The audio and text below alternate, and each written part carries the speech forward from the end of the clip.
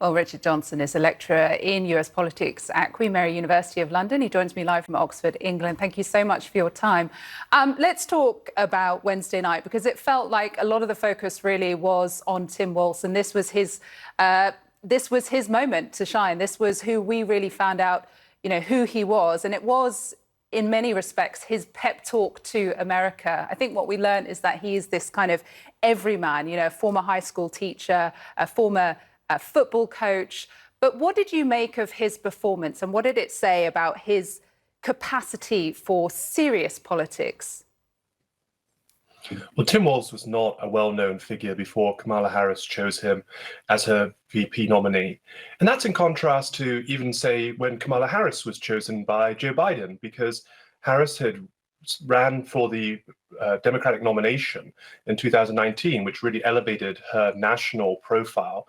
And of course, Joe Biden himself, when Barack Obama chose him, was a very well-known figure himself, having run for president 2 times by that point before, and a senator for many years.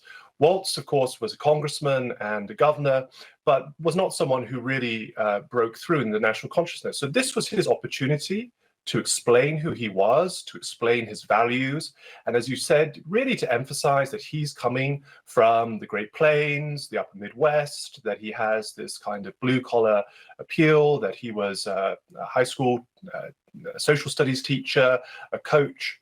And the reason why, or one of the reasons why Kamala Harris chose Tim Walz was because this was meant to be the appeal from Donald Trump's vice presidential pick, J.D. Vance.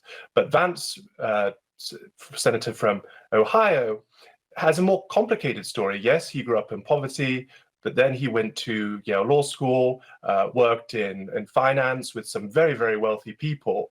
And his kind of trajectory in life isn't as familiar. And Vance has also said certain things that sort of don't chime very well with those kind of family values that Walz is really seizing. And I thought the images of his wife and his 2 children last night were very touching, where they were really visibly moved by seeing their father on the stage.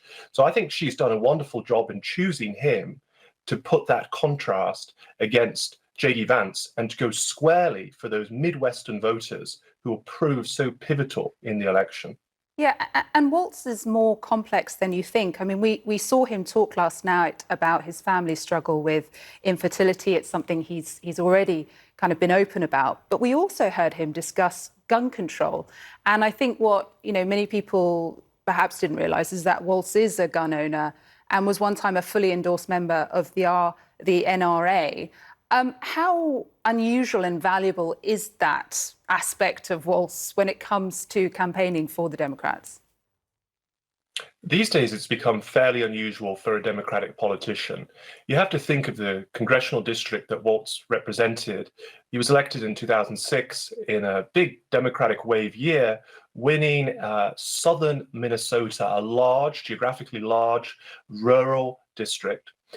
This is a district where there is an agricultural tradition and also a gun-owning tradition.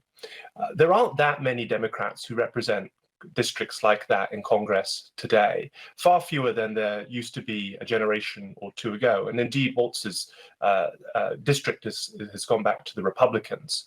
So Walz is sort of is fairly unusual in today's Democratic Party. And I think with a Democratic Party that is anchored in urban communities and in sort of suburban communities, and is also strongest in kind of the coastal areas of the United States, to have someone who has that rural tradition, who's comfortable with gun ownership, comfortable with hunting as a recreation, but also someone who, as governor, has taken action on gun violence, is really a sweet spot for the Democrats to place themselves in as people who, all Americans want to be protected from gun violence, and many Americans feel very strongly about the right to bear arms in the Constitution.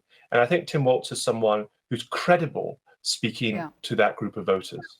Well, Tim Walz and the Democrats definitely have laid the groundwork well for Kamala Harris, who, of course, will take to the stage later tonight to deliver her acceptance speech. And we will wait with bated breath to see how that goes. But Richard, for now, we appreciate your thoughts. Thank you.